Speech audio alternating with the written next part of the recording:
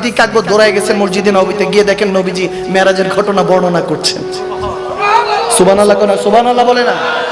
মেরাজের ঘটনা বর্ণনা করছেন। এখন হাদিসে এখানে এরকম এসেছে, বুখারী শরীফ মুসলিম শরীফের মুত্তাফাক আলা হাদিস দিচ্ছে উলামায়ে কেরামরা বসা, এখানে এরকম এসেছে নবীজি বর্ণনা করছেন, আল্লাহর কাছে গেলাম, দেখি উপরে আল্লাহ, ডানে আল্লাহ, বামে আল্লাহ, পিছনে আল্লাহ, সব দিকে আল্লাহময়, মনে হচ্ছে ডিমের কুসুমের মতো।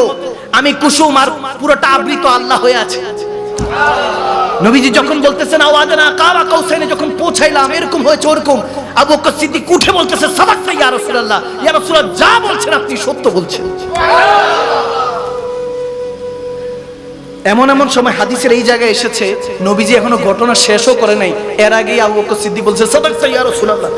একজন সাহাবা তো উঠে, হযরত ওমর, হযরত আলী ডাক দিয়ে বলতেছে ভাই গো, রাসূলকে কথাটা শেষ করতে দেন, ঘটনা তো শেষই করলেন না, এর আগেই বলতেছেন সাদাকতা ইয়া রাসূলুল্লাহ, সাদাকতা আপনি সত্যই বলছেন। তখন সিদ্দিক আকবর একটু শর্মিন্দা হয়ে গেলেন, লজ্জা পেয়ে শাই ফিল করে বলতেছে আমার মনে হচ্ছে নবীজি যেটা শেষ করবেন এটা সত্যই বলবেন। সুবহানাল্লাহ বলে না? ঘটনা শেষ হয় না, এর আগে বলতেছেন সাদাকতা ইয়া রাসূলুল্লাহ। এরপরে রাসূল আরবি বলতেছে এই সাহাবারা তোমরা তো সবাই আমার বন্ধু, আমার সাথী, কিন্তু তোমাদের মধ্যে আজকে একজন স্পেশাল হয়ে গেছে আল্লাহর পক্ষ থেকে, আজকে একজন সত্যিকার সাদাকতা হয়ে গিয়েছে, সত্যিকার সিদ্দিক হয়ে গিয়েছে আল্লাহর পক্ষ থেকে। জিবরিল আমিন এসে বলছে, নবীজি তখন ঘোষণা দিলেন তোমরা তো আমার বন্ধু, কিন্তু আবু বকর আজকে থেকে সিদ্দিক আকবর। সুবহানাল্লাহ। শেরে খোদা আলী প্রথম যিনি রাসূল আরবির পরে যার মাকাম, তেনাকে যখন মসজিদের মধ্যে তেনাকে হত্যা করার চেষ্টা করা হলো, ছুরির আঘাত পেলেন, আঘাত পাওয়ার পরে হাসতেছে যে কতল করছে, সাহাবায়ে কেরামদের আদর্শ দেখেন, হাসতেছে যিনি কতল করার চেষ্টা করছে, হাসি দিয়ে বলতেছে এই তলোয়ারকে অনেক দিন জং লাগায় রাখছি, আঘাত করছি, এই জং যেগুলো শরীরের মধ্যে লেগে গেছে এগুলো আর বের করা যাবে না, নাউজুবিল্লাহ। এভাবে কষ্ট দেওয়ার জন্য, কষ্ট দিয়ে শেরে খোদা আলীকে হত্যা করার যখন চেষ্টা করছিল, তখন হায়দারে কাররার রাসূলের জামাতা, রাসূল যাকে মান কুনতু মাওলা ফাহাযা আলীউন মাওলা বলেছেন, সে শেরে খোদা আলীর আকীদা দেখেন, ঈমান দেখেন, আদর্শ দেখেন, বলতেছে তাকে কিছু ঠান্ডা খাবার দাও, গরম রুটি দাও, গোশত দাও। সে হয়তোবা মেজাজ তার খারাপ, এজন্য আমাকে ঘৃণার চোখে দেখছে, তাকে আপ্যায়ন করো, তাকে ঘুমাতে দাও, এরপরে যদি আমি সুস্থ হই তাহলে আমি তার বিচার করব, আর যদি আমি এখানেই আল্লাহর দফতরে আমার নাম লিখে যায় আমি শাহাদাত বরণ করি, তাহলে তাকে এক কোবে একটা প্রহারে তাকে হত্যা করো, কষ্ট দিয়ে মেরো না। সুবহানাল্লাহ, এত আস্তে সুবহানাল্লাহ, আল্লাহু আকবার। আল্লাহ সেই সাহাবায়ে রাসূলদের আদর্শ আমাদেরকে, আহলে বায়াতের আদর্শ বুকে ধারণ করার তৌফিক দান করুন। আমিন বলেন, আমিন বলেন। নবীজির আওলাদ ইমাম জাইনুল আবিদিন, ইমাম হুসাইনের বড় সাহেবজাদা। এখন অনেকে আমরা তো দেখেন আল্লাহ রাসূলকে তো মানি, কিন্তু নবীজির আওলাদ কয়জন, নবীজির স্ত্রীগণরা কয়জন, আহলে বায়াত কাদেরকে বলা হয়, খোলাফায়ে রাশিদিন কাদেরকে বলা হয়, জিজ্ঞেস করলে বোমা মারলেও একটা নাম বের হবে না, আওয়াজ দেয় না, ঠিক কি না? এখন জেনারেশনের অবস্থা এরকম, অনেকে জানে যে ৭২ জন কারবালার ময়দানে শাহাদাতের পেয়ালা পান করেছেন, এর মধ্যে আহলে বায়াত অর্থাৎ নবীজির বংশধর ছিলেন কেউ বলেন ১৭ জন, কেউ বলেন ২২ জন। সুবহানাল্লাহ। ইমামে হুসাইনের সাথে ছিলেন টোটাল ৭২ জন ছিলেন। ওখানের মধ্যে ইমামে হুসাইনের নাম আর হযরতে ইমাম আব্বাসের নামটা মশহুর আসে, সবাই জানে, কিন্তু অনেকে জানে না। আমার শিয়া ভাই বাবাদেরকে উদ্দেশ্য বলবো, আপনারা হযরত আবু বকর সিদ্দিক, হযরত ওমরকে, হযরত ওসমানকে অনেক কটূক্তি করেন, ক্রিটিসাইজ করেন, নাউজুবিল্লাহ, কিন্তু শেরে খোদা আলীর খাতুনে জান্নাত মা ফাতেমা দিয়ে তো 2 জন আওলাদ, হযরত ইমাম হাসান, ইমামে হুসাইন, কিন্তু মাওলা আলীর আরো আওলাদ ছিল। সুবহানাল্লাহ বলবেন। টোটাল মাওলা আলীর আওলাদ ছিল 7 জন। কয়জন? হযরত আলী শেরে খোদা 7 জন আওলাদ ছিল, এবং সুবহানাল্লাহ উম্মতের জন্য 7 জন আল্লাহর রাস্তায় কবুল হয়ে গিয়েছেন, শাহাদাতের জাম পান করেছেন। সুবহানাল্লাহ, 7 জন। জাহান্নাম কয়টা? কয়টা? সুবহানাল্লাহ। উম্মতকে 7 জাহান্নাম থেকে হেফাজত করতে হযরত আলী শেরে খোদা কারামাল্লাহুল ওয়াজহিল কারীম তিনি 7 আওলাদকে কুরবান করে দিয়েছেন। এই ইতিহাস কোথাও পাওয়া যাবে না। বাচ্চারা চলে যাক, আবার ফজরের পরে উঠতে হবে, কোরআন তেলাওয়াত করতে হবে, চলে যাক। এই কথা আবার সবাই বুঝবেন। আল্লাহ কবুল করুক, আমিন বলেন।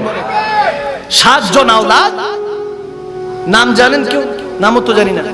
ইমামে হাসান, ইমামে হুসাইন, এরপর আছেন ইমাম আব্দুল্লাহ ইবনে আবু তালিব, তারপর আছেন হযরত ইমাম কাসিম, এরপর আছেন হযরত আবু বকর, এরপর আছেন হযরত ওমর, এরপর আছেন হযরত জাফর। সুবহানাল্লাহ বলেন। কয়জন? 7 জন। কয়জন? 7 জন। হযরত আব্বাসের চেহারা ছিল হযরত আলীর মতো। নবীজি ইমামে হাসান হোসেনকে কোলে নিয়ে কত আদর করতেন। এরকম মাঝে মাঝে জিহ্বা বের করে, ইমামে হাসান হোসেন ছোট, জিহ্বা বের করে সুবহানাল্লাহ বলবেন। দাদা নাতি, নানা নাতি সম্পর্ক এরকম মধুর না? এরকম নবীজি ইমাম হাসান হোসেনকে কোলে বসিয়ে জিহ্বা এরকম বের করে রাখতেন। ইমাম হাসান এরকম ঝাঁপ দিয়ে ধরার চেষ্টা করতেন, নবীজি আবার জিহ্বাটা ভিতরে ঢুকে ফেলতেন। এভাবে অনেকক্ষণ আদর করছিলেন। সুবহানাল্লাহ, আল্লাহু আকবার। নবীজি এভাবে ঘোড়া সেজে যেতেন। মশহুর হাদিস বুখারী মুসলিম শরীফে, ঘোড়া সেজে যেতেন। ইমাম হাসান হোসেন কাঁধে উঠতেন। এখন ইমাম হুসাইন ছিল ছোট, ইমাম হাসান বড়। ইমাম হাসান নবীজির কাঁধে উঠতে পারতেন। রাহমাতুল্লাহ আলামিন যাদের সওয়ারি ছিলেন জিজ্ঞেস করতেন ইমাম হাসান কি ইমাম হুসাইনকে, উট তোমাদের উটটা কেমন? সুবহানাল্লাহ বলেন না? সুবহানাল্লাহ। সে আওলাদে রাসূলরা আমাদের জন্য শাহাদাতের জাম পান করেছেন। ভাইয়েরা আমার, যাদেরকে আদর করতেন, মা জায়নাবকে পিঠের মধ্যে চড়িয়ে নবীজি এভাবে ঘুরতেন, পুরো ঘরের মধ্যে ঘুরতেন ইমামে হাসান হোসেনকে। তারপর ইমাম হুসাইন ছোট ছিলেন, উঠতে পারতেন না দেখি ইমাম হুসাইনকে বলতেন, বাবা দিতেন, যে ইমাম হুসাইনকে বলতেন, হুসাইন উঠো, তুমি পারবা, তুমি পারবা। কিছুক্ষণ পর মা ফাতেমা খাতুনে জান্নাত বলতেছে, ইয়া রাসূলুল্লাহ, শুধু হুসাইনকে বাবা দিচ্ছেন, হুসাইনকে আপনি অ্যাপ্রিশিয়েট করছেন, হাসানের বেলায় কিছু বলছেন না। তখন নবীজি মুচকি এসে বলতেছেন, জিবরাইলও বারবার বলতেছে ইমামে হুসাইনের দিকে তাকিয়ে, হুসাইন আপনি পারবেন, আপনি চেষ্টা করেন, উঠার চেষ্টা করেন। সুবহানাল্লাহ, আনন্দ করতেন, কারণ জানতেন আমার হুসাইন কারবালার প্রান্তরে গিয়ে শাহাদাতের রক্ত পেয়ালা পান করবেন, শাহাদাতের জান পান করবেন এই উম্মতের জন্য, আপনার আমার জন্য। আরে ইব্রাহিম খলিলুল্লাহ যখন ইসমাইল জাবিউল্লাহ জবাইর কুরবানির ব্যবস্থা আসলো, 10ই জিলহজ, সারা পৃথিবীর মধ্যে ইসমাইল জাবিউল্লাহর ওই সুন্নাত পালন করছেন, ইব্রাহিম খলিলুল্লাহর ওই সুন্নাত পালন করছেন। 10ই জিলহজ কুরবানি করি, আমরা কুরবানি করি। একটাবার চিন্তা করেন, ইব্রাহিম আলাইহিস সালাম তো নবীজির পরদাদা, দাদার বংশধর, ওই একই ব্লাড। দাদার ক্ষেত্রে এরকম হলো, পরদাদার ক্ষেত্রে এরকম হলো যে কি পরদাদা ইসমাইল জাবিউল্লাহকে আল্লাহ ছুরি থেকে হেফাজত করলেন, আর এখান দিয়ে নাতির বেলায় ইমাম হুসাইনের বেলায় ছুরি চালিয়ে দিলেন। কেন?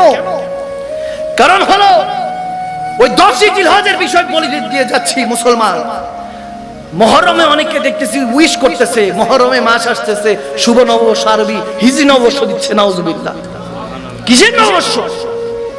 শুরু হয়েছে বছর রক্ত দিয়ে, জিলহজ মাস 10ই জিলহজ, সেই রক্ত দিয়ে শেষ। 10ই মুহররম দিয়ে রক্ত দিয়ে শুরু, রক্ত দিয়ে শেষ, আবার রক্ত দিয়ে শুরু। এটাই আগাজ দেয়, এটাই আমাদেরকে জানান দেয়, বান্দা কখনো কার্পণ্য করো না ইসলামের জন্য, লাগলে রক্ত দিয়ে দিতে হবে।